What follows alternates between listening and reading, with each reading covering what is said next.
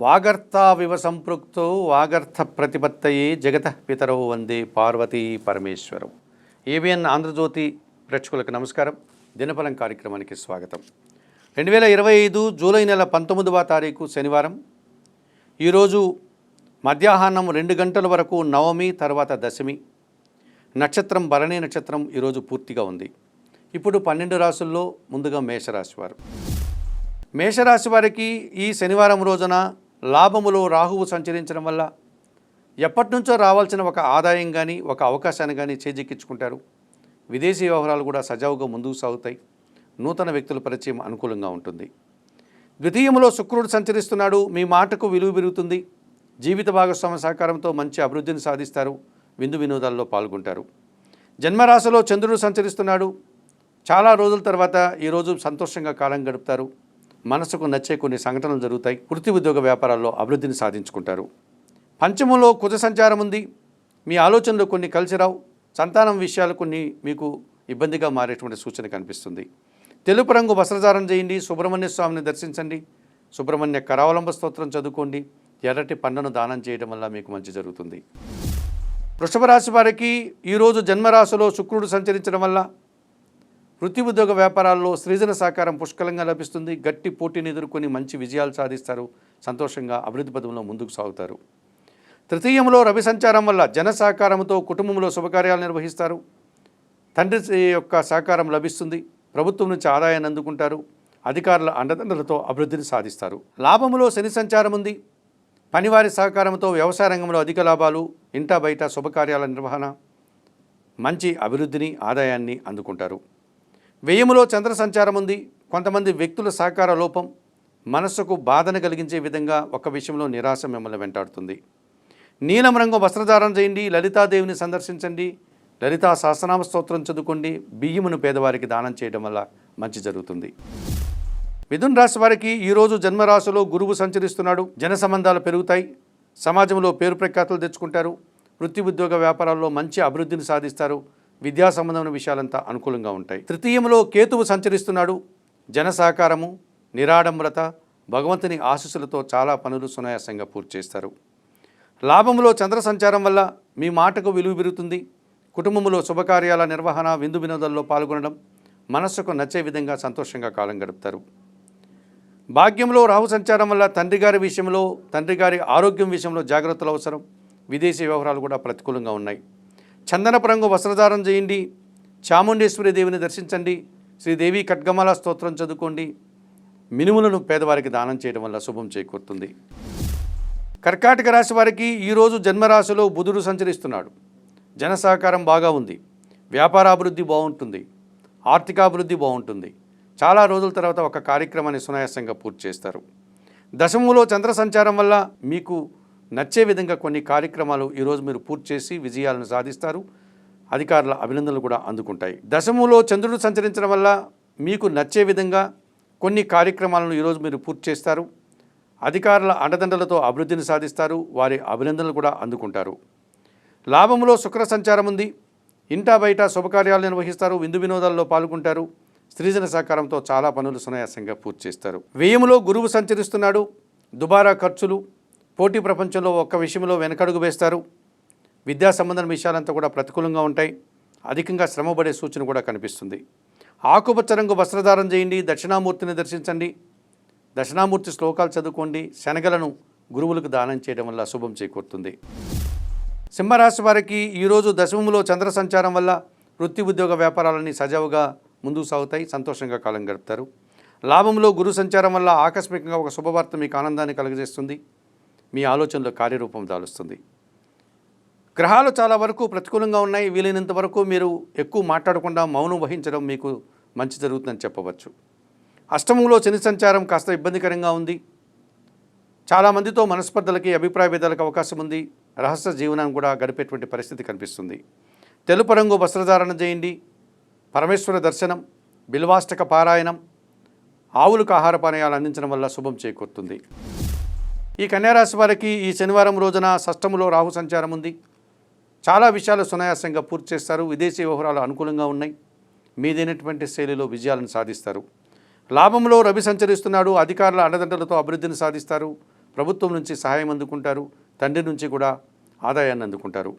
లాభములో బుధ సంచారం వల్ల వ్యాపారాభివృద్ధి, ఆర్థికాభివృద్ధి, ఆర్థిక బలం పుంజుకునే విధంగా ఈరోజు ఉంటుంది. వ్యయములో కుజుడు సంచరిస్తున్నాడు. దుబారా ఖర్చులు, భూవాహన సమస్యలు, కొంతమంది వ్యక్తులతో మనస్పర్ధలకి అవకాశం ఉంది.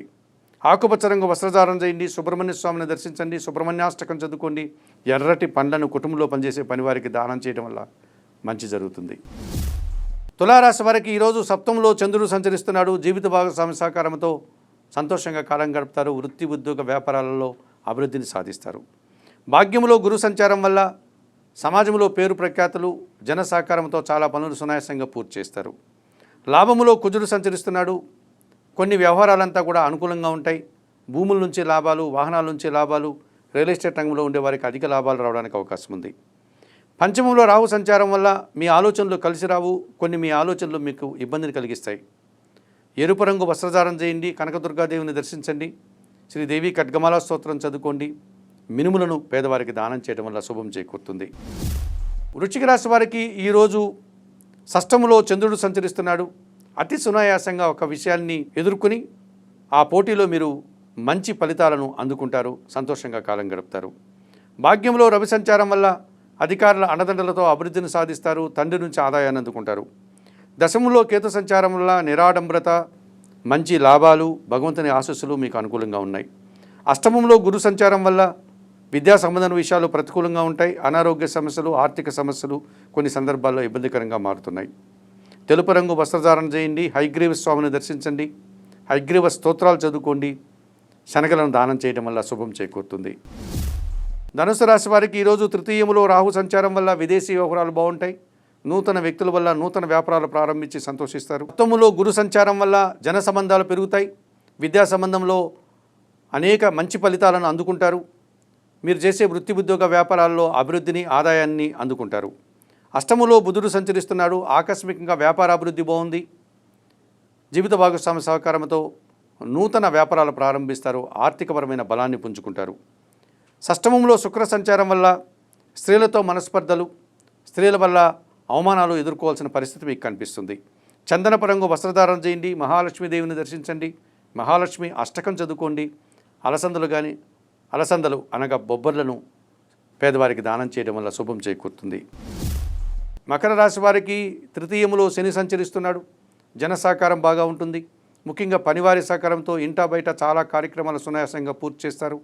వ్యవసాయ రంగంలో అధిక లాభాలు అందుకుంటారు. పంచమంలో శుక్ర సంచారం ఉంది. ఆత్మీయుల కలయిక ఆనందాన్ని కలగజేస్తుంది. స్త్రీజన సహకారంతో వృత్తి, ఉద్యోగ, వ్యాపారాల్లో మంచి అభివృద్ధిని సాధిస్తారు. సప్తములో బుధ సంచారం వల్ల వ్యాపారాభివృద్ధి బాగుంది. గట్టి పోటీని ఎదుర్కొంటారు. ఆర్థికపరమైనటువంటి అభివృద్ధిని, ఆర్థిక బలాన్ని మీరు అందుకుంటారు.